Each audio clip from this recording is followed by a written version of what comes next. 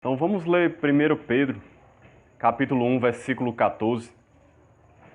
Nós vamos falar hoje sobre santidade, sobre o que é santidade e sobre algumas outras coisas que estão relacionadas a isso e que envolvem a vida cristã, como é a vida cristã, como um cristão vive, como um discípulo de Jesus deve viver.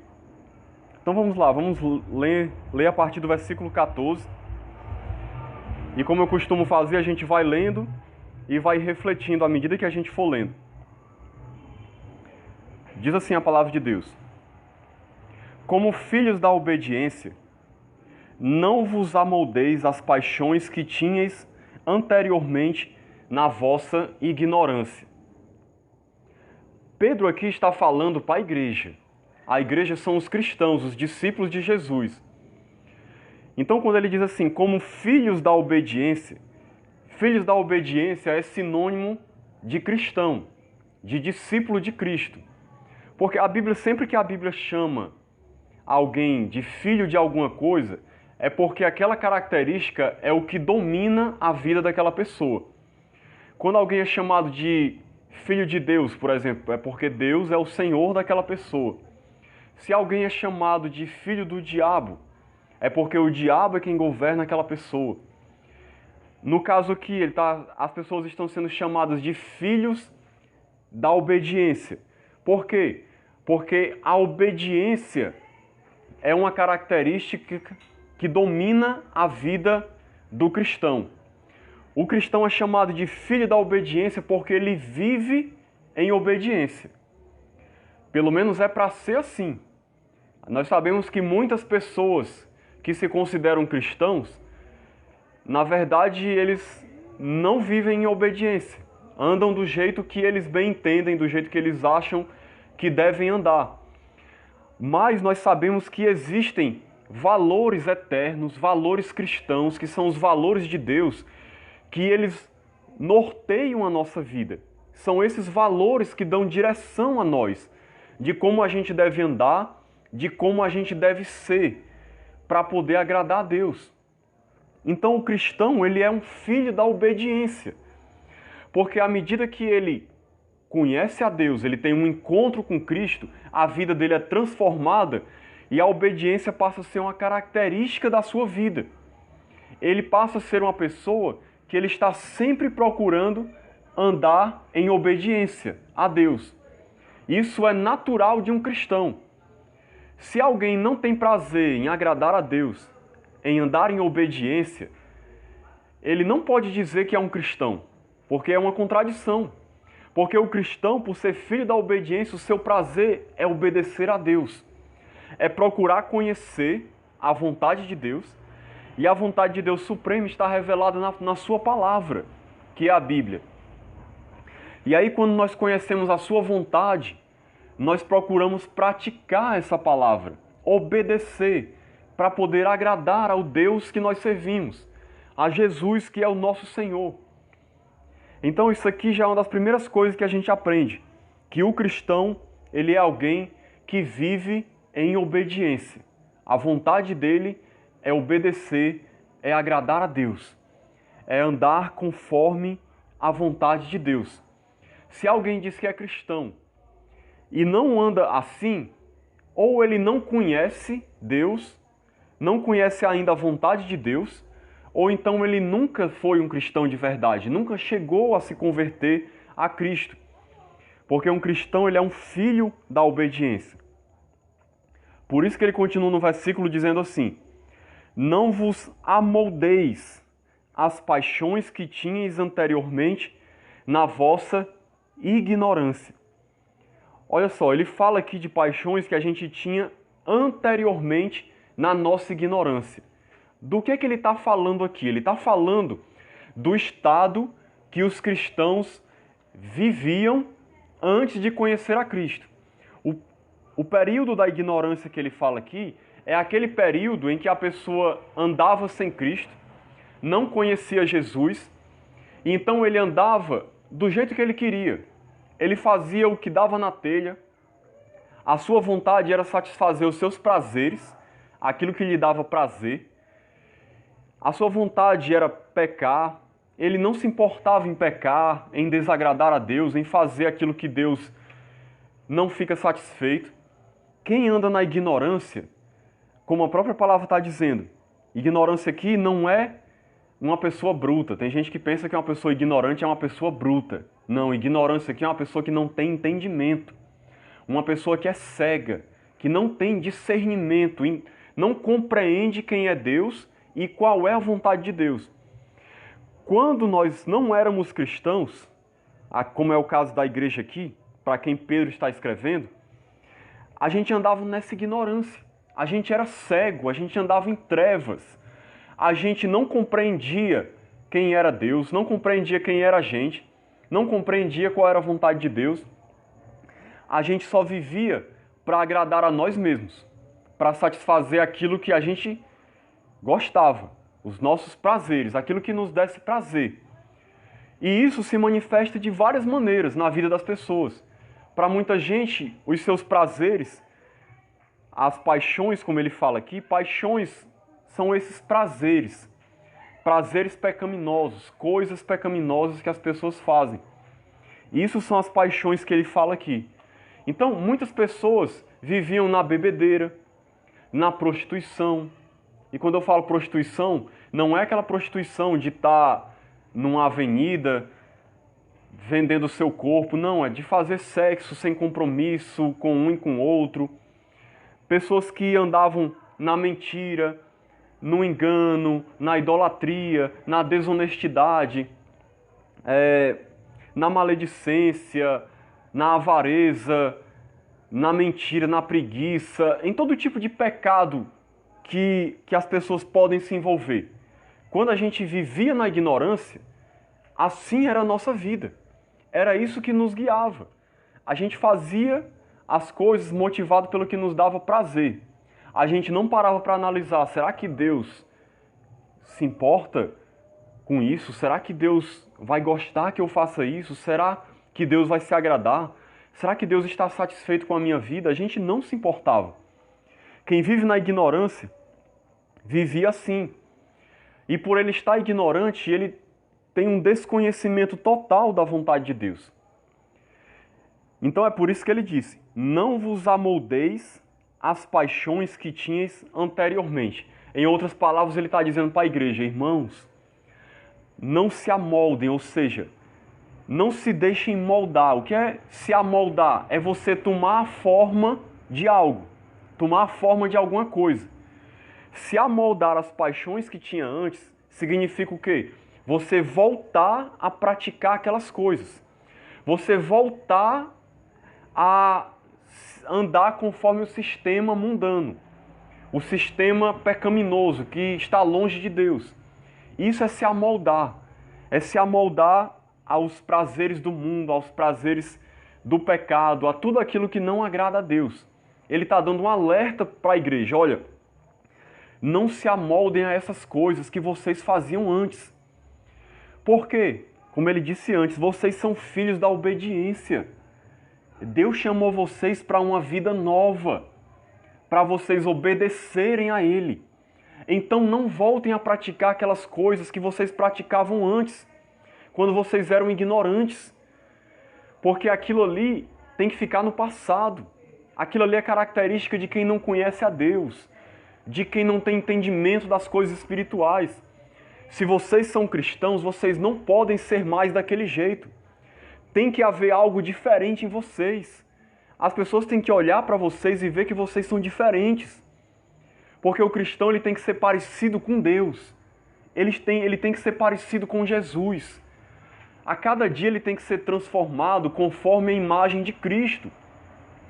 A grande vontade de Deus para as nossas vidas é restaurar a imagem e semelhança de Deus que se perdeu lá no Jardim do Éden, quando o homem pecou. Jesus ele veio, entregou a sua vida para isso, para restaurar o nosso ser, o nosso caráter, o nosso coração e nos levar a ser parecido com Deus novamente, como a gente foi um dia. O ser humano hoje, quando ele está sem Cristo, ele é só uma sombra do que Deus quer que ele seja. Algo bem obscuro, Ele está longe de agradar a Deus. Mas quando ele se converte, ele não se torna perfeito. Mas Deus começa um processo nele de mudança. O Espírito Santo que vem morar dentro dessa pessoa, ele começa a transformar aquele coração. E aquela pessoa nunca mais será a mesma. Nunca mais. Porque quando ele tem um encontro com Cristo, o Espírito começa a moldar ele para ele ser conforme Deus é. Assim como diz na palavra de Deus, que Deus é o oleiro e nós somos o barro. E Deus ele pega esse barro e ele faz vasos de honra. Ou seja, ele molda a nossa vida para que a gente seja como um vaso que vai honrar o nome dele, que vai glorificar o nome dele. É isso que Deus quer fazer. Ele quer nos moldar para ser conforme a imagem e semelhança dele. Por isso que ele diz, não se amoldem às paixões que vocês tinham antes. Porque isso não é mais o plano de Deus para vocês. Isso tem que ficar no passado. Vocês têm que esquecer essas coisas que vocês faziam. Porque agora Deus tem uma vida nova para vocês. Por que Pedro estava dando esse conselho para a igreja? Porque alguns irmãos, por falta de conhecimento, às vezes continuavam praticando coisas que não deviam. Porque eles moravam no mundo. O mundo daquela época era um mundo muito pagão, muito cheio de pecado, como hoje é, mas naquela época também era muito. Havia muita coisa errada. E às vezes esses irmãos caíam na tentação de continuar andando do mesmo jeito que as pessoas que viviam naquelas cidades onde eles moravam. Por isso que Pedro está falando, olha, vocês têm que ser diferentes. Vocês não podem voltar a praticar essas coisas. Deus tem uma vontade nova para vocês. Isso vocês faziam quando viviam na ignorância. Vamos ver agora o versículo de número 15. Nesse versículo de número 15, Deus vai começar a mostrar agora mais claramente, através de Pedro escrevendo aqui, a vontade dele para nós. Pelo contrário, ou seja, vocês têm que agir o contrário disso que eu falei. Não é para vocês voltarem a praticar as coisas que vocês faziam. Vocês têm que fazer o contrário. Qual é o contrário? Ele vai dizer agora. Segundo é santo aquele que vos chamou, tornai-vos santos também vós, mesmos, em todo o vosso procedimento. Porque escrito está, sede santos, porque eu sou santo. Veja que interessante isso aqui que ele fala. Segundo é santo aquele que vos chamou, tornai-vos santos também vós, em todo o vosso procedimento.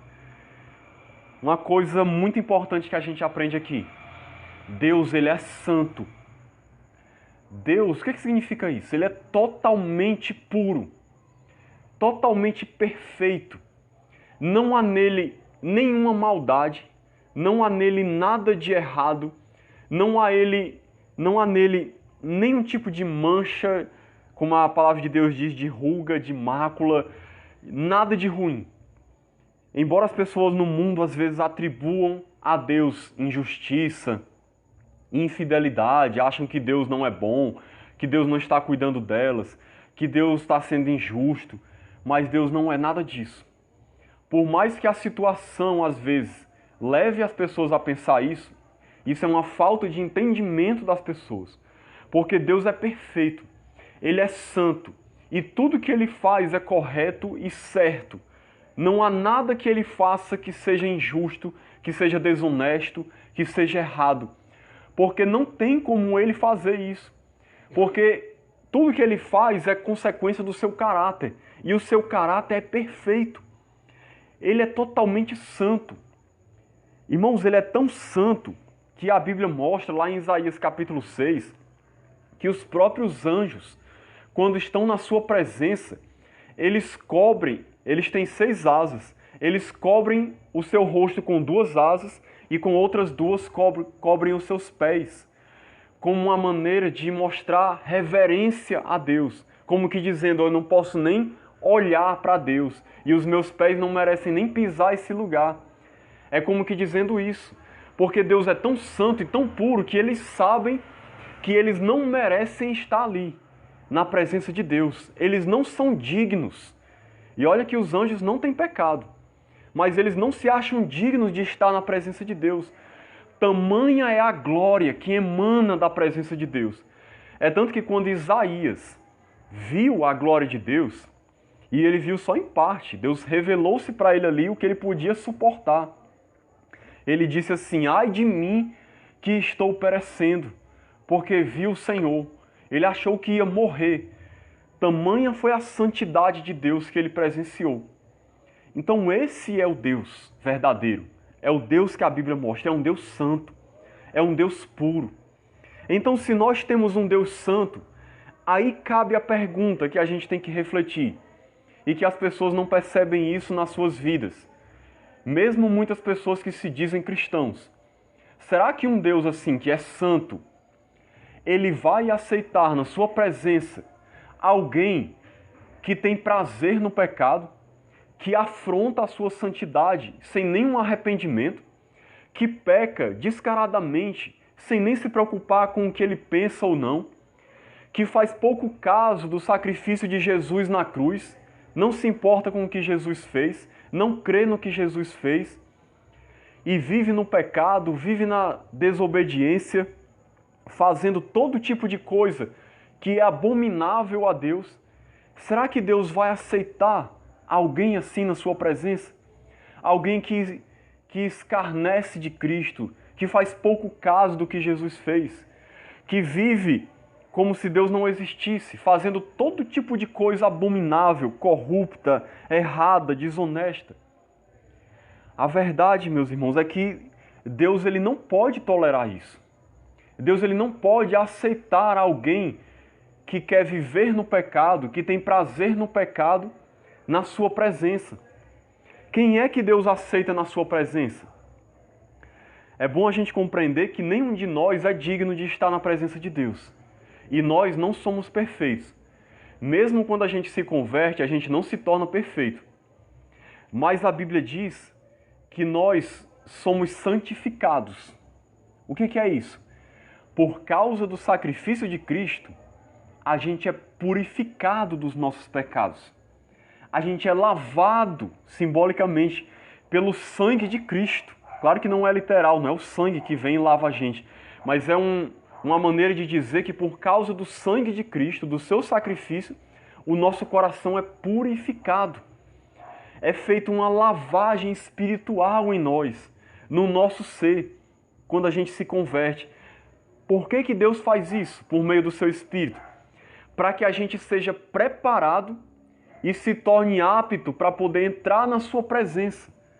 Porque se não for por meio do sacrifício de Cristo, e a pessoa reconhecendo esse sacrifício na sua vida, a pessoa não é digna de entrar na presença de Deus. Porque Deus é santo e nós somos pecadores. Mas quando a gente crê em Cristo, a gente é perdoado, purificado, lavado pelo sangue de Cristo. A Bíblia diz que nós nos tornamos mais alvos do que a neve. E dos nossos pecados Deus nem se lembra mais. O que acontece? Agora, Deus quando olha para nós, Ele não nos vê mais como pecadores. Ele nos vê como pessoas santas, como pessoas purificadas. E aí Ele nos aceita na sua presença. E nós podemos adorá-lo, podemos glorificá-lo, podemos falar com Ele, podemos usufruir da sua presença, das suas bênçãos, porque nós fomos purificados por causa do sacrifício de Cristo. Mas isso só é para aquele que crê, para aquele que entrega a sua vida a Cristo, que confia nele como seu Senhor e o seu Salvador. Então ele se torna apto dessa maneira para poder ter acesso a um Deus que é santo. Então, se Deus é santo, como ele diz aqui, tornai-vos santos também. A vontade de Deus é que a gente, a cada dia que se passa, a gente se torne mais santo. Uma coisa muito importante que a gente precisa entender. Quando alguém é salvo, como eu falei, que ele é purificado, isso é apenas o passo inicial da sua caminhada com Cristo. Ele está apenas dando o primeiro passo. Ele foi purificado, foi feita uma nova criatura, mas Deus vai começar nele agora um processo de transformação. Porque Uma grande verdade é que nós podemos ir a Deus do jeito que a gente está, como as pessoas costumam dizer por aí, né? Realmente a gente pode ir a Deus como está, vivendo no pecado, fazendo o que for de errado, mas se você foi convencido do pecado, se arrependeu e você quer chegar até a Deus, você pode chegar a Deus e pedir perdão.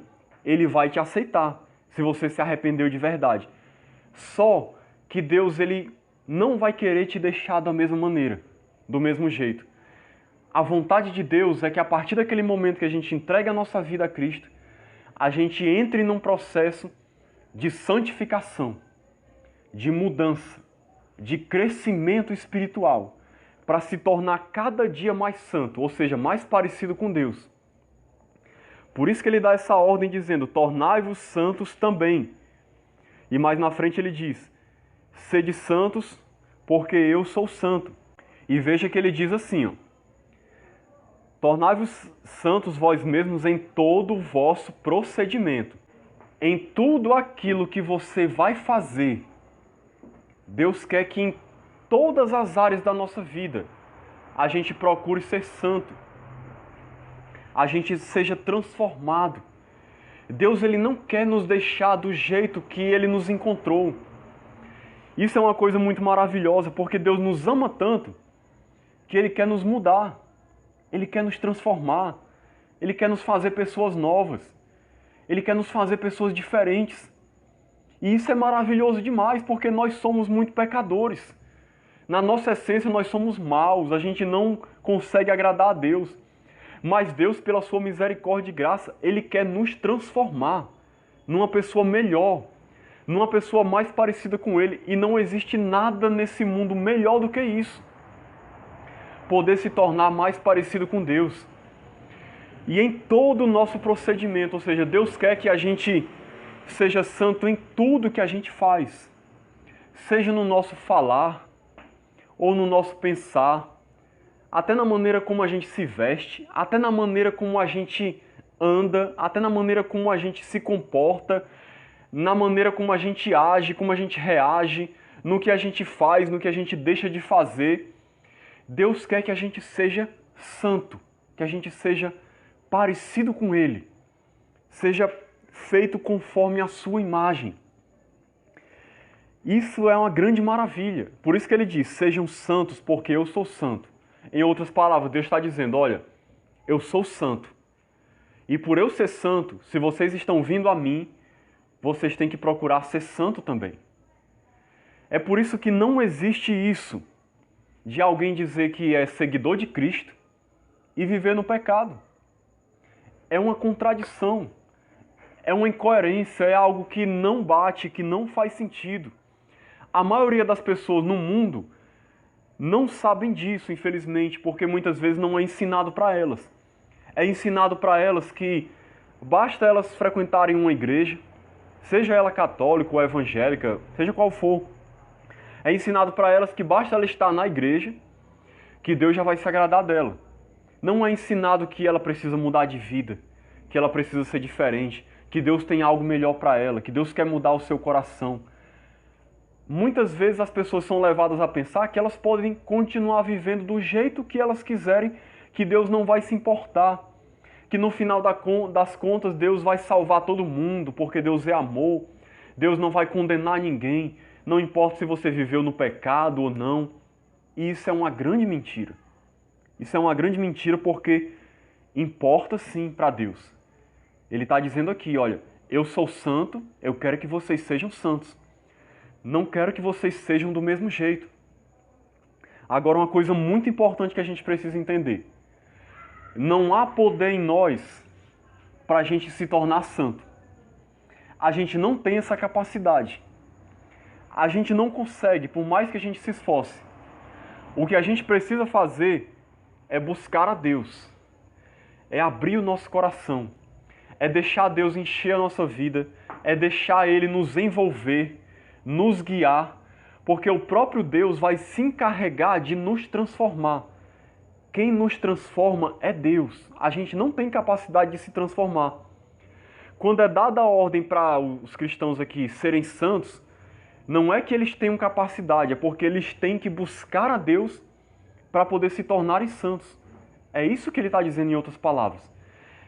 O nosso trabalho é simplesmente colocar as nossas vidas nas mãos dele, na mão de Deus e dizer: Senhor, está aqui a minha vida, me transforma, me faz diferente, eu quero ser diferente, eu quero te agradar, eu quero ter um coração novo, eu quero andar como o Senhor deseja. E essa vontade, irmãos, é algo natural do cristão. Eu lembro quando eu me converti que Deus colocou em mim essa vontade. Ele coloca isso no coração de cada cristão. Quando você decide entregar a sua vida a Cristo, Ele coloca em você o desejo de ser diferente. Porque o Espírito dele vai estar dentro de você. Eu lembro que eu comecei a ter uma rejeição grande pelas coisas que eu fazia, pelos pecados que eu cometia. Eu comecei a me sentir tão mal quando eu fazia alguma coisa que eu tinha entendimento que Deus não se agradava. Eu comecei a me sentir triste, a me sentir mal, a me sentir incomodado. Eu ficava com vergonha de Deus, eu não queria nem orar, porque achava que Deus não queria nem olhar para mim. Eu ficava me sentindo mal, culpado, porque a minha consciência, eu tinha um desejo de agradar a Deus. E Deus foi me fazendo odiar o pecado, porque é isso que Ele faz na vida do cristão. Ele começa a fazer o cristão odiar o pecado. Quando você se converte, você passa a odiar as coisas que você fazia antes. Você passa a ter uma repulsa. Você passa a querer distância daquilo que você sabe que desagrada a Deus. Justamente porque o seu desejo agora é agradar o Senhor, é ser santo. Então vamos continuando no versículo 17. Ora, se invocais como Pai, aquele que sem acepção de pessoas julga segundo as obras de cada um, portai-vos com temor durante o tempo da vossa peregrinação. Esse versículo aqui é importante. Olha que ele já começa dizendo assim: se invocais como Pai, ou seja, se vocês estão dizendo que Deus é o Pai de vocês, então prestem atenção no que eu vou dizer agora, porque vocês têm que tomar uma certa atitude na vida. É isso que ele está dizendo. Que é isso que muita gente não entende. Se eu invoco Deus como meu Pai, ou seja, se eu digo que Deus é o meu Pai, que eu sou filho de Deus, então eu tenho que ter uma atitude de filho de Deus. Eu não posso dizer que eu sou filho de Deus e andar como um filho do diabo. Foi isso que Jesus disse uma vez para os fariseus: vocês não têm por pai a Abraão, vocês têm por pai o diabo, porque vocês fazem a vontade dele. Então, se a gente é filho de Deus, a gente precisa andar como filho de Deus. É isso que ele está querendo dizer. Ele dá aqui uma característica de Deus. Que Deus é aquele que, sem acepção de pessoas, julga segundo as obras de cada um. Isso aqui é um motivo que ele está dando para as pessoas serem santas. Ele está dando um motivo, porque ele está dizendo em outras palavras o seguinte: olha, vocês precisam ser santos, por quê? Porque Deus ele não faz diferença de pessoas e ele vai julgar as obras de todas as pessoas. Vai chegar um dia em que a gente vai comparecer diante do tribunal de Cristo, diante do trono de Cristo. Jesus ele vai se assentar no seu trono, não mais como advogado para interceder por nós diante de Deus para que a gente seja salvo, não. Ele vai se sentar no seu trono como juiz para julgar todas as pessoas. Todas as pessoas vão ter que comparecer diante dele para prestar contas de como viveram as suas vidas, de tudo que elas fizeram ou deixaram de fazer. Elas vão prestar contas. Muitas vezes as pessoas no mundo fazem tudo que bem entendem, principalmente em oculto, porque pensam assim: ninguém está vendo o que eu estou fazendo, não vai ter consequência nenhuma. Mas Deus ele vê tudo, ele sabe de tudo, tudo está registrado nos seus livros. Como diz lá em Apocalipse, que os livros vão se abrir. Que livros são esses? São os livros com a história da vida das pessoas, que vai ser aberto diante de Deus. E tudo vai ser trazido à luz e ficar exposto diante de todo mundo a vida das pessoas. E elas vão ser julgadas por tudo que elas fizeram. Isso não significa salvação por obras, por mérito, não. Não é isso que está querendo dizer, porque o cristão vai ser analisado as suas obras, por quê? Porque as suas obras, o que ele faz, mostra se ele tem fé verdadeira ou não. Deus, quando olhar as nossas obras, ele vai ver que as nossas obras vão provar que a gente teve uma fé em Cristo verdadeira, que a gente andou de maneira diferente. A gente não é perfeito, mas o cristão, quando ele peca, ele se arrepende, porque ele não tem prazer no pecado. Quando ele peca, o Espírito fala para ele, mostra que ele está errado, e ele pede perdão, se arrepende e procura fazer diferente. Ainda que ele caia 7 vezes, se ele se arrepender, Deus o perdoa, dá uma nova chance e ele continua. O cristão é assim, ele não tem mais prazer no pecado. O prazer dele é agradar a Deus.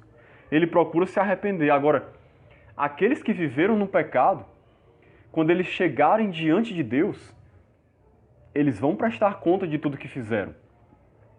É por isso que ele está dizendo, ele está dando um motivo. Olha, vocês têm que ser santos. Vocês precisam andar de maneira diferente. Porque lembrem-se que vocês vão ser julgados. Um dia vocês vão estar diante do trono de Deus. E o que será de vocês? Por isso que ele continua dizendo, portai-vos com temor durante o tempo da vossa peregrinação. Que peregrinação é essa que ele está falando aqui? A nossa estadia aqui nesse mundo, na Terra. Nós aqui somos peregrinos. Nós estamos aqui de passagem.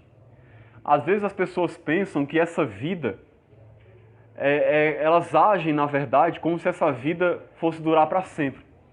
E como se só existisse isso aqui. E depois tudo fosse acabar. Mas a Bíblia mostra que nós somos peregrinos. Nós somos como pessoas que estão indo para um outro estado, que é o estado eterno. E nesse momento agora nós estamos fazendo uma peregrinação. Nós estamos num momento passageiro, que passa, e passa rápido, porque a Bíblia diz que a nossa vida é como a erva, que murcha, a flor da erva, que murcha logo à tarde e morre.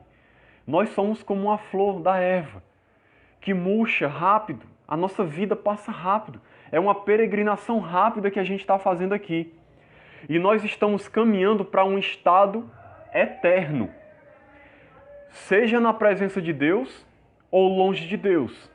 No céu ou no inferno. Depende de quê? Da nossa decisão. Aqui.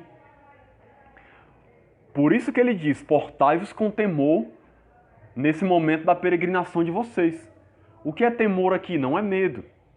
Temor é respeito a Deus, reverência a Deus, vontade de agradar a Deus, vontade de fazer aquilo que Deus se alegra, que Deus fica satisfeito, que Deus pode olhar para nós e dizer, verdadeiramente eu me alegro nesse meu filho, porque ele procura viver uma vida que me agrada, que alegra o meu coração.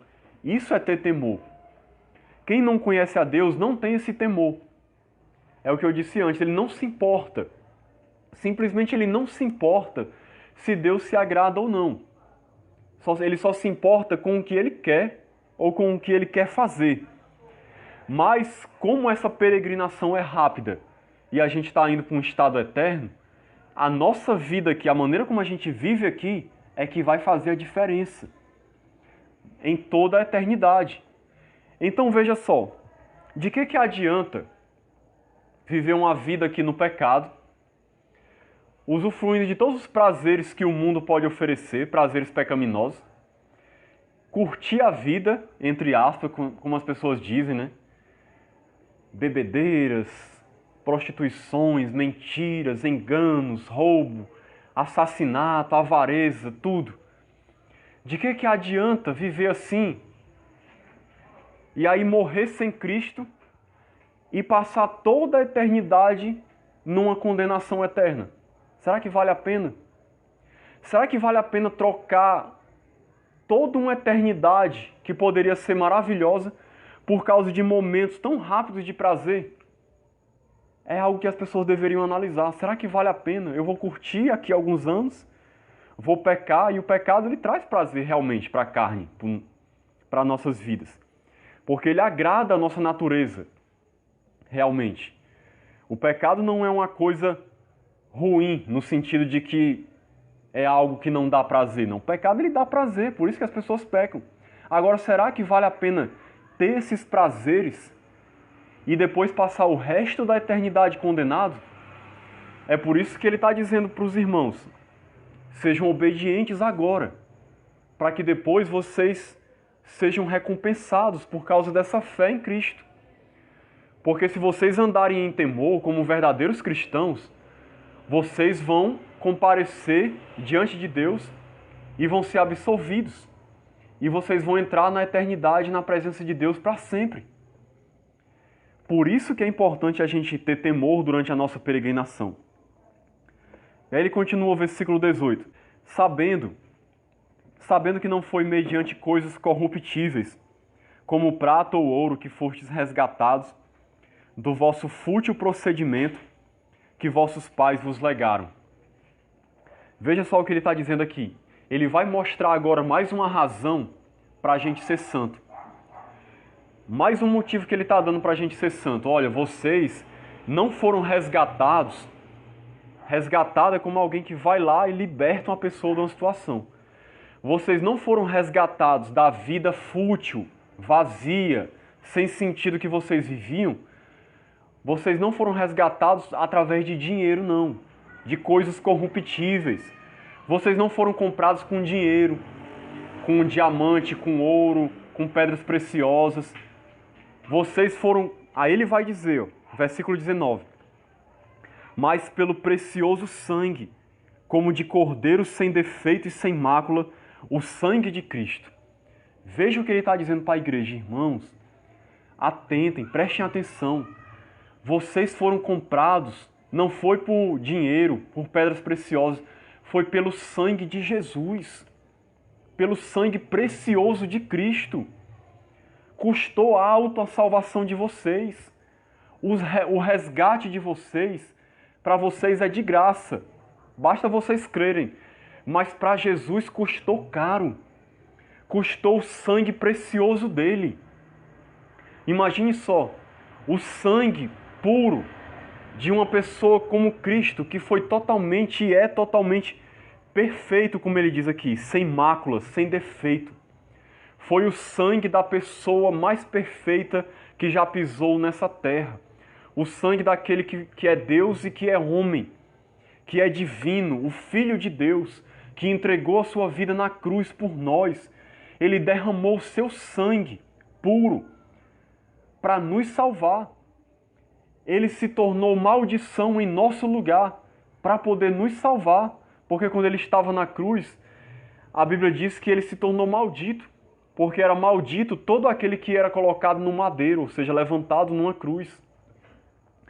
Mas ele pagou preço caro, derramou seu sangue, sofreu a ira de Deus sobre ele, foi condenado por causa dos nossos pecados, o juízo de Deus caiu sobre ele, ele sentiu ali o terror desse juízo de Deus por causa dos nossos pecados, porque quem merecia estar ali sofrendo éramos nós, a gente merecia, mas ele foi lá e pagou esse alto preço por nós.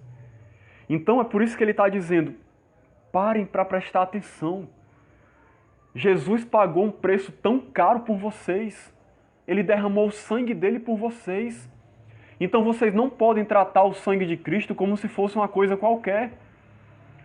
Vocês têm que ter respeito a Deus, reverência, temor, por causa do grande sacrifício de amor que ele fez por vocês. Lá no livro de Hebreus até fala que aqueles que vivem no pecado, eles estão pisando a Cristo novamente. É como se eles estivessem crucificando a Cristo de novo. Eles estão ultrajando o Espírito. Eles estão profanando o sangue da aliança. Ou seja, eles estão tratando o sangue que foi derramado por eles como se não fosse nada. Como se fosse uma coisa qualquer. Então, o que acontece? Toda pessoa que vive no pecado, ele está tratando o sacrifício de Cristo como se fosse uma coisa qualquer. É claro que muitas vezes as pessoas não têm consciência disso, mas é como se elas estivessem dizendo assim, Jesus, esse teu sacrifício para mim não vale de nada. Eu não estou nem aí se o Senhor morreu por mim ou não. Eu quero é viver no pecado. Eu quero é fazer aquilo que eu bem entendo. Eu não me importo com o teu sacrifício, se foi caro para ti, se doeu, se foi sofrido ou não. Não me importa se o Senhor sofreu. Eu não estou nem aí. Eu quero é pecar, eu quero é ter prazer, eu quero é andar do jeito que eu quero. É isso que as pessoas estão dizendo para Cristo quando vivem no pecado. Eles estão mostrando que não se importam. Então, se a gente se importa com o sacrifício de Cristo, com o precioso sangue que foi derramado para nos resgatar, nós temos que valorizar isso. Nós temos que dar valor ao que Deus fez por nós, porque custou muito caro para Ele. Foi um preço altíssimo. Às vezes as pessoas não dão valor porque para nós é de graça. E como diz o ditado, né? Quando as coisas são de graça, as pessoas geralmente não dão valor. Mas a gente deveria dar valor, porque a gente não precisa pagar nada. Justamente porque Ele pagou o alto preço, caríssimo, de dar o seu sangue, de morrer, de sofrer no nosso lugar. Mas se a gente ama a Deus, esse sacrifício de Cristo deveria nos levar a ter uma atitude diferente.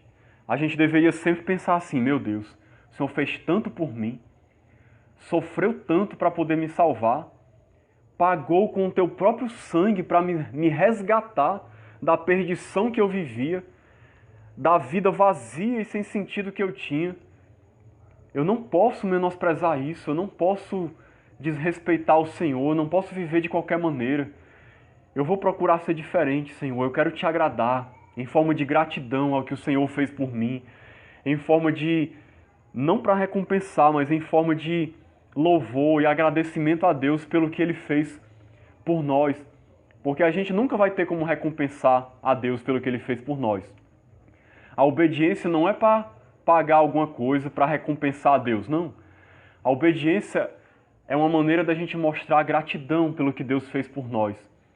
Mostrar amor a Deus, mostrar a vontade de agradá-lo, por amor a Ele, por Ele ter nos transformado em novas criaturas, em novas pessoas diferentes, que agora estão em novidade de vida. Então, se a gente parar para pensar, quando você se converte e você para analisar quem você era antes, tudo que você vivia, a vida que você tinha e o que Deus fez por você, só isso já é motivo da gente procurar todos os dias da nossa vida ser santo, agradar a Deus, andar de maneira diferente, como uma forma de louvor a Deus, como uma forma de agradecer por tudo que Ele fez por nós. Então, irmãos, que a gente possa meditar nisso, refletir nisso. Esse é um assunto muito importante, que infelizmente muitas pessoas ou não conhecem ou fingem que não conhecem. E elas acham que podem servir a Deus de qualquer maneira, andar de qualquer maneira, e elas acham que mesmo assim vão chegar no dia do juízo e vão ser perdoadas. E eu digo para vocês, isso não vai acontecer. Deus, Ele é amor, sim. Ele ama as pessoas, por isso que o Evangelho está sendo pregado para que as pessoas sejam salvas. Mas aqueles que rejeitarem o seu Filho, que não crerem na mensagem do Evangelho, o que resta para elas é condenação. Não tem como Deus perdoar pessoas que não querem ser perdoadas, que querem viver no pecado. Então é um grande engano de muita gente achar que pode viver do jeito que quiser no pecado, que vai chegar diante de Deus e Deus vai passar a mão na cabeça dela e vai dizer: tudo bem, meu filho, não tem problema não me importa se você não acreditou no meu filho ou não me importa se você quis viver no pecado, pode entrar aí no céu, tá tudo bem, todo mundo vai entrar, a porta está aberta para todos. Não é assim. Por isso que Jesus disse que a porta é estreita e o caminho que leva para a salvação é estreito. Porque a vida cristã é uma vida de santidade. É uma vida de andar de uma maneira diferente. A santidade, na verdade, é o grande sinal de que a pessoa foi salva. Porque quando você é salvo pela graça de Deus, quando você crê em Jesus, a santidade se manifesta na vida da pessoa.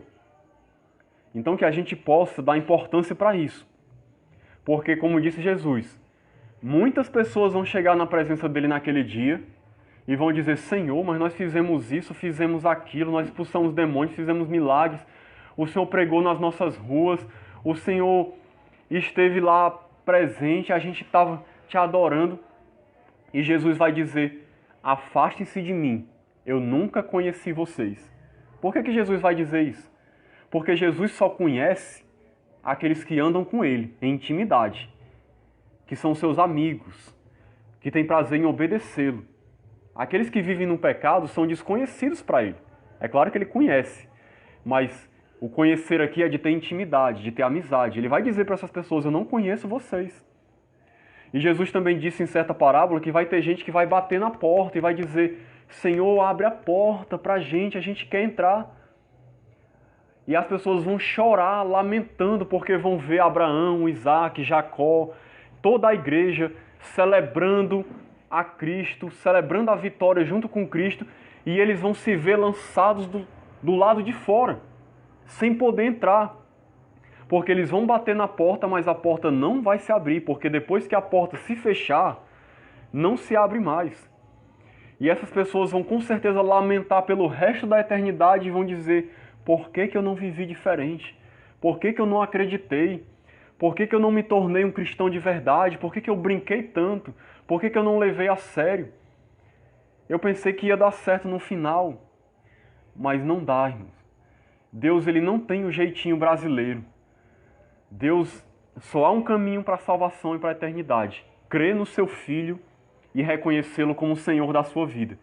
E, consequentemente, viver uma vida santa. Sem essa fé em Jesus Cristo como Senhor, não há salvação. A gente, se não exercer essa fé, a gente continua num estado de perdição eterna, em trevas. Então que Deus nos abençoe, nos ajude a sempre viver isso na nossa vida, porque a vontade de Deus é que a gente esteja com Ele por toda a eternidade. Amém? Glória a Deus.